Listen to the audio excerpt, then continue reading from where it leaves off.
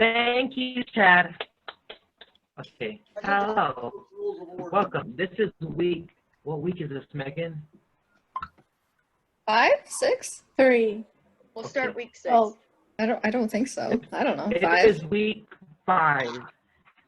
Okay.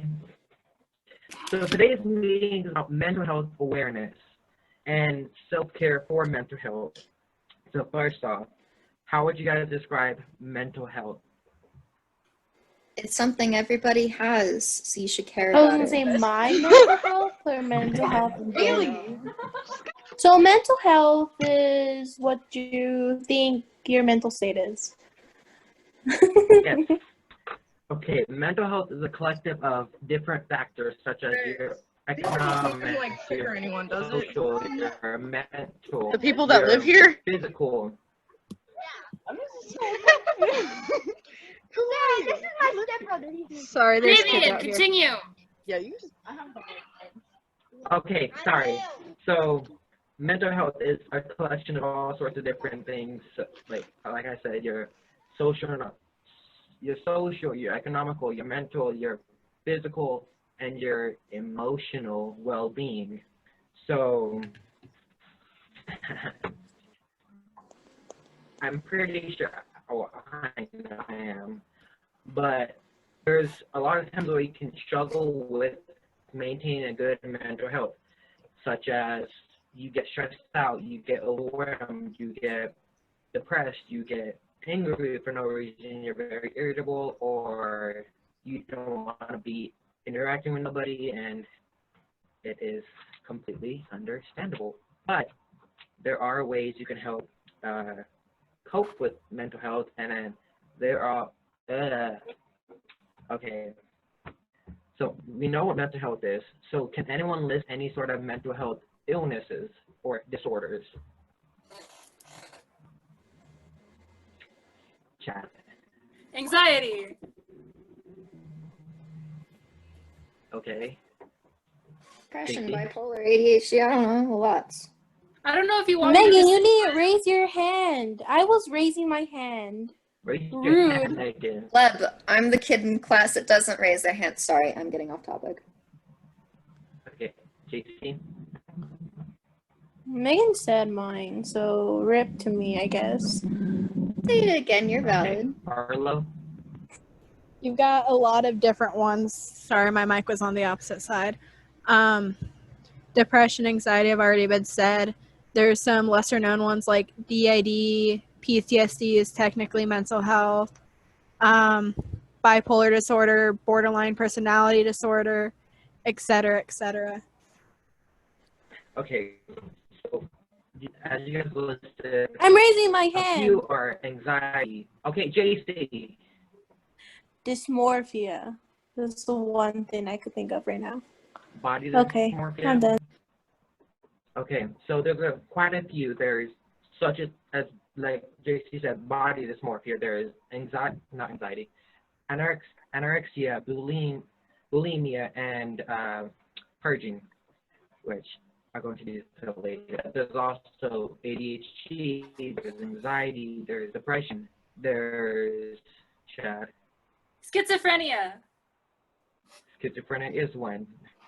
Like, as you can see, there's multiple different ones, and like some people may suffer from one, some people may suffer from two, some may be some may suffer from multiple.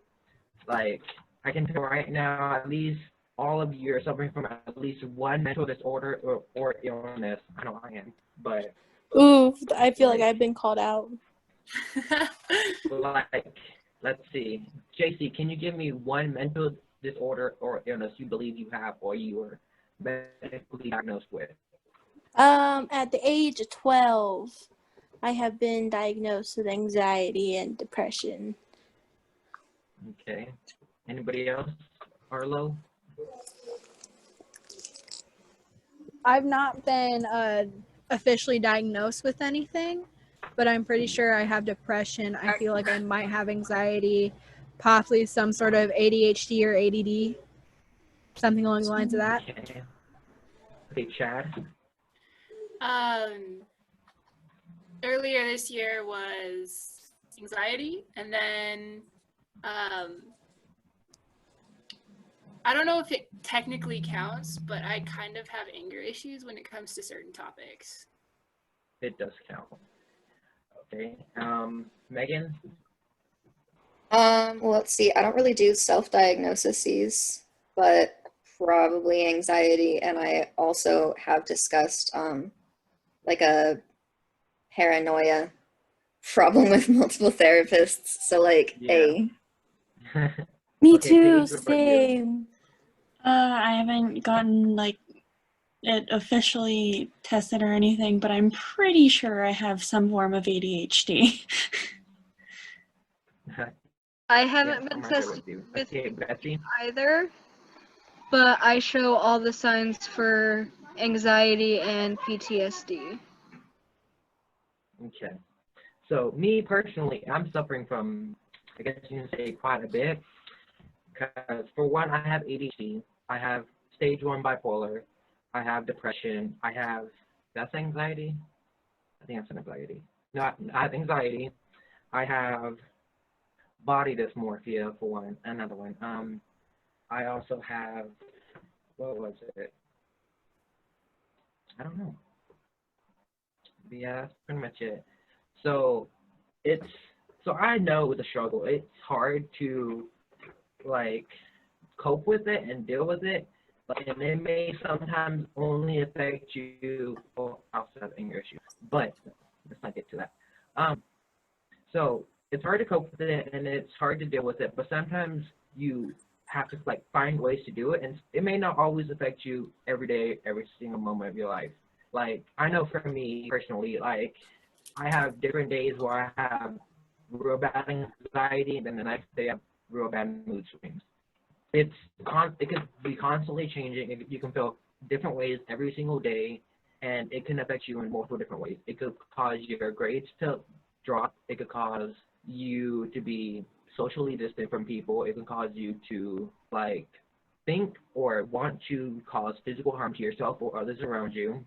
Like if you leave your mental disorders or illnesses like out of check, it can cause serious damage to those around you as well as yourself. Okay, this is hard. So, what are some ways that you guys cope with your mental illness or disorder? JC.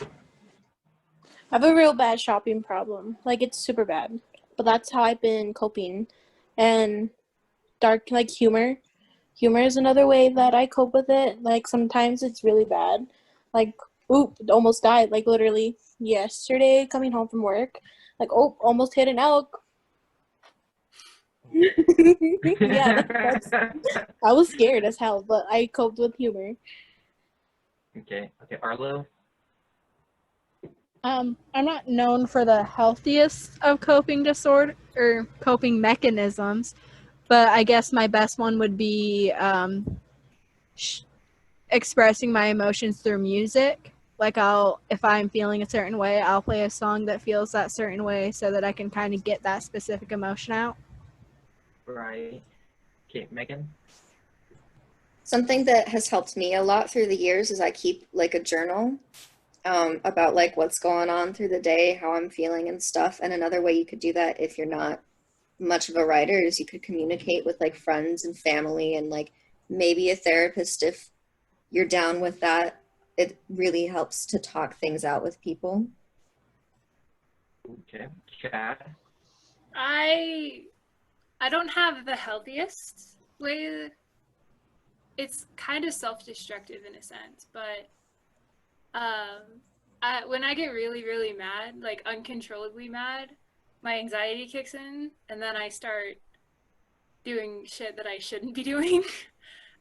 So let's take like I had a meeting with my therapist that was on Tuesday, and I went to the gym, and I was supposed to be home by 1 o'clock because that was when my meeting was, and my friend was like, "Hey, let's go to the mall instead." I'm like, "Fucking, I have 3 hours left, so I'm fine. We can do that. Let's go."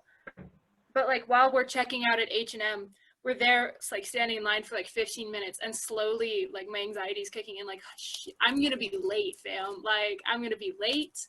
I'm gonna fuck it up. Like I'm gonna mess everything up. So frustration kicked in with anger, kicked in with anxiety.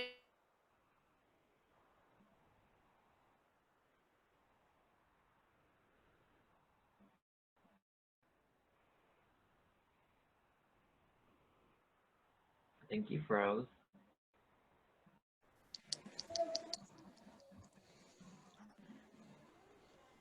You froze. I froze. Am I better Cut out now? for a couple I just wanna minutes. join the rest Would you of mind them. repeating the last I'm gonna part? be 2 years younger. The last what- part, the last thing you said was Like, and I already do. Frustration. Oh, okay. So I got frustrated, I got anxious, and I got angry, and all those combined into one horrible conglomerate of uselessness that turned into me going 110 on tramway. That is not safe. Be safe, Chad. We care about you. We don't Yeah. want you to die. But you are valid, and I'm sorry you had a hard day. Oh god, I got home, and I got home like 20 minutes before the meeting, and I like threw my shit down on the table, and I called my friend and I was like, I made it, and she goes, why did you think that you wouldn't? You're a crazy driver. And I'm like, I'm not that bad.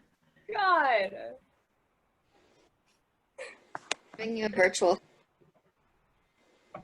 Oh, thanks. Virtual hugs. I get them. Okay, Paige. Get virtual shoulder pads. Yay! Sometimes I don't really have too many coping mechanisms. I just always keep stuff around me to fidget with, or sometimes if I get really distracted, I like to get someone else in the room with me, and they usually keep me in check. Mm-hmm. Yeah. See? I can keep it. So I have a good coping mechanism and a bad. One of them is this, and the other is if I'm like really anxious, I just start crocheting to keep my hands busy and my mind busy. Okay. Wow. So it's important to have healthy coping mechanisms. I personally myself, I'm not gonna lie, I have bad and good coping mechanisms. Like I've been seeing a therapist, like as many of you, what you said, you have been seeing a therapist, and it does help, and sometimes they may not for some people, but you can do a gratitude journal, you can work out. One of my big ones it's horrible, but when I'm depressed or like bored, I eat, or like, but I also have other ones where I just try to keep my mind distracted. I try to draw, I try to color, just to like keep my mind occupied so I'm not wandering, going 80 miles an hour. Like, there's many coping mechanisms you could do. Like, having a hobby is a big one you can have. Like, you can, like, Betsy, she crochets. You can crochet, Megan. Oh, me? Megan, yes. Yeah, sorry. I don't want to interrupt you. I just wanted to add something real quick, if that's okay. If you guys didn't know, there are counseling and career services, and you can get free counseling through campus. And I believe they're still doing virtual meetings. They're very nice. They're very nice. They are very nice. So if that's something you didn't know about, you could contact somebody if you were getting like some therapy. I'm really sorry if I interrupted. You're good. I was going to actually include that as well, but thank you, Megan. Sorry. You're fine. So yes, as Megan said, there is counselors and therapists on campus that can and will help you. You can also try going to visit. You can also, okay, another, I guess I didn't include this. Another one of my coping mechanisms is I go to my boyfriend for help. Like when I'm upset or sad or mad or something, I go to him to just relax. But that could be a good and a bad coping mechanism for two different reasons. It's good because you have someone there you can trust, you can rely on to help you get out of that mindset and get out of that mood. Another thing is you can become codependent on that person, and that is not good at all because then you rely on that person to bring you happiness, to bring you peace, to bring you like put you in a better mood, and that cannot help you at all. It does not help the person that you're relying on, and it does not help you at all. Okay. What's next? I guess we can, if you guys want, we can start to hoop now, I guess. I don't know. Struggling. Does anyone have anything to add regarding mental health, awareness, illnesses, disorders, coping mechanisms, or? I do have a good coping mechanism. It's not just bad. Okay. Well, I mean, most of them are bad. So, but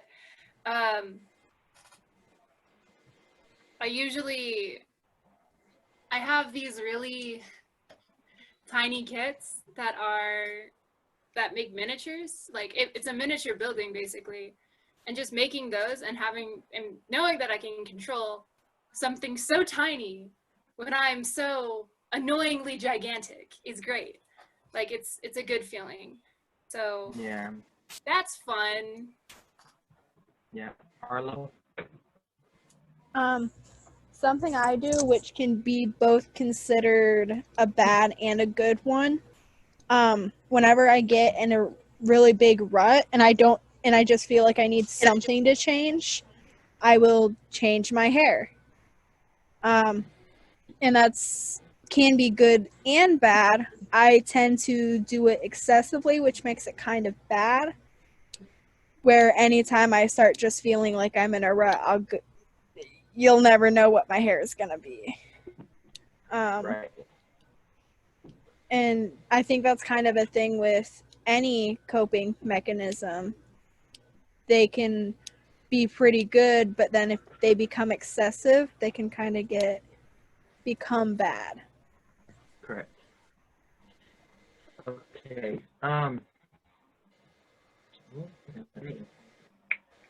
Like Arlo was saying, there are times when you are like you in a rut or you're in a bad mood and you can have some sort of body dysmorphia where you are unhappy with the way you look, and like you may think that changing your appearance will change how you feel, or doing something like I get piercing. doing something you don't usually do or like you're not supposed to do.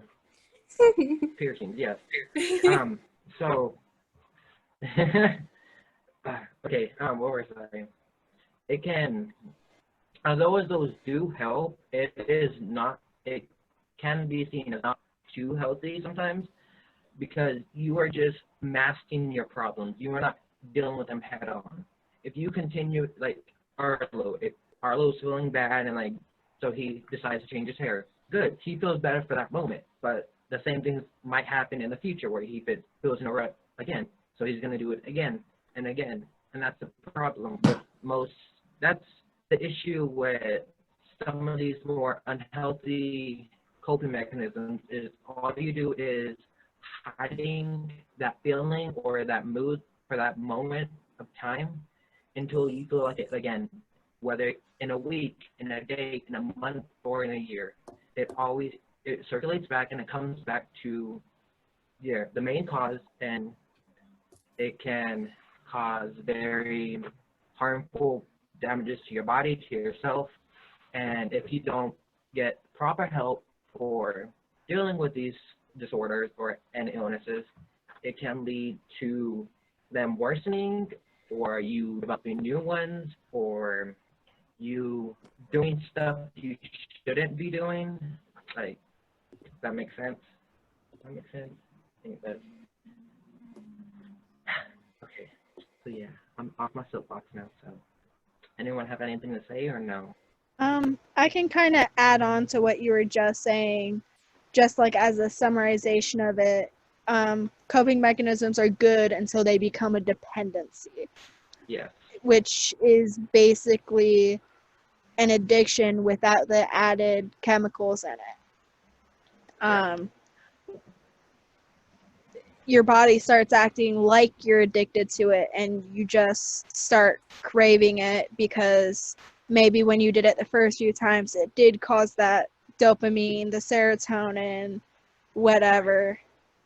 And then you try and get it again and again, which is how a lot of people get onto drugs. But like coping mechanisms can end up the same way if you don't like be cautious about it. Correct. Because I know from personal experience, like I said, I have bad coping mechanisms, and I've become dependent on a lot of them. Like my PTSD. I'm sure most of you guys know this. I think you do, but I lost my mother car accident when I was 4. So typically, it's really hard on those days, like the birthday, the date of the death, and holidays. But what I tend to do is I tend to completely forget about all of it. I forget that even happened. I act like I never even had a mother, like I've never felt that way, and like the car accident never happened, so I don't have to deal with the pain. But like I said, lately I've been having to deal with the pain because I've been talking with my therapist, and she's the one that has been helping me find coping mechanisms that work for me. Because like I already stated, not all people are the same. Like a gratitude journal is not going to work for everybody, and working out might not work for everybody. Not everybody can have a hobby that they like or anything like that. But if you do, like you have a mental illness or a disorder, or if you know you do, it is best to try to seek help wherever you are, whether it's talking with a friend to see where you can go find help, talking with a therapist on campus, just talking with your parents or someone you trust, and then just like trying to just, if you need to, just vent to people. But what the best thing to do is talk to a therapist or a counselor, or because there's even ways that like cope. Another way to cope would be medications. I know some of us are on medications, such as myself. Like I'm on like 5 to 6 different medications to help with my stuff. But the thing is, they don't always work.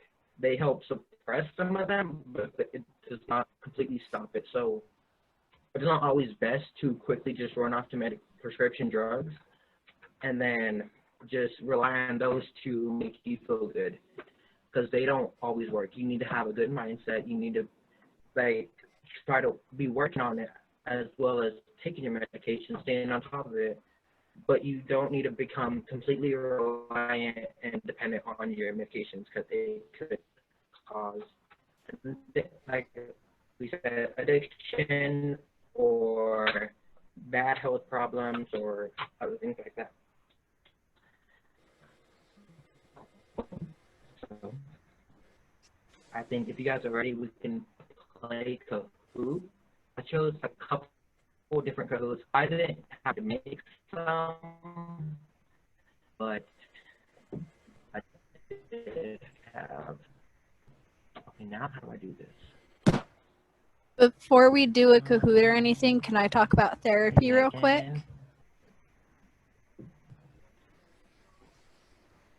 Carla? So Oh, yeah. Sorry, I didn't go into depth about that. I just, as someone who's studying and plans to be a therapist, I just want to put the reminder out that therapy is not one size fits all, and that it's perfectly okay to go to a therapist a couple times, decide that that's not the therapist for you, and find a different therapist. If you do not vibe with your therapist, find a new therapist. They won't be offended, and if they are, then that's not. If The they're right therapist. offended, they did not join the field for the right reasons. Yeah.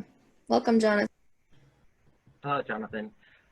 Welcome to my meeting. You're late, but okay, like we were saying, like therapy. Then there's more than just regular therapies. Like I say regular, but the most common one is just sitting down with the therapist and talking. There are multiple different kinds of therapy, such as my boyfriend has this like two different kinds, like I don't know what they're called, but there's one where he just lays down, he closes his eyes, and the therapist talks in this, like she puts on this like white noise to calm him down, and then she talks in a voice, and she makes it where she puts him in the mindset of how he was like when he first had like that, where the PTSD started or the mental disorder started, and then he's in that mindset. So it can be like you can be put in the mindset of yourself when you were 4 years old or when you were 13. So then that like that's one way you can do it. There's like I said, there's multiple different therapists out there. It's never it won't help you or the therapist at all if you stay with the therapist you don't click with, the one you don't like get along with, or like you're not connecting with, because all you're doing is pretty much wasting your time and wasting their time, because you're sitting there knowing that they're not helping you right now to do what you're dealing with, and then they're trying their best to help you, but they can't seem to get through to you. So it's best to always find the right therapist for you, find the right type of therapy for you, and to always focus on what's best for you and not what's best for others. You need to always make sure to prioritize yourself, your mental health, your physical health, and your social health on top of everything else. Because yes, school is important, and yes, family and friends and having a social life is important to most people, but it's also really important to make sure you are healthy, you're mentally healthy, and you're physically healthy. Because if you are not mentally healthy, it does nothing else matters. Because you will never be able to find happiness, you will never be able to find a calm or anything of that nature. You would just constantly be in this state of unfulfilled sadness or anger or whatever. Like you would just feel like you have a void you need to constantly fill with something, and you'll never have it filled. So that's, like I said, it's best to try to get therapy, talk to a therapist, find the right type of therapy for you, and then always to constantly focus on yourself. And I know it sucks sometimes, because there are people like you're around that they may be involved in activities, or they may do things that are unhealthy for you to be around, or like they're doing stuff that you're trying to stop because it causes you to feel a certain type of way, or it's just another coping mechanism that you're trying to become addicted to. And it's hard because you have to think about yourself. You have to be able to separate yourself from those friends, from the family, from co-workers. You have to be able to separate all of that so you can maintain your mental health, because your mental health is the most important thing that should be in your life at the moment. Because we are all still pretty young, and the sad thing is, like we all said, a lot of us are suffering from at least one or so mental illnesses or disorders, and that's just how it is in the world at this point.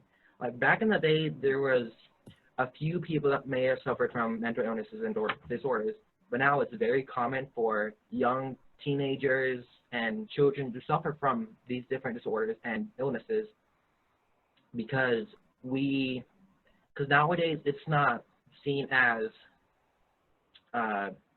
good to be open about how you feel, the way you, and like to seek help and all that, because you are seen as being different, or you're seen as weird, or there's something wrong with you, like which may result in bullying and that. But okay, sorry, I'm going off on a tangent. Okay, so we can play Kahoot if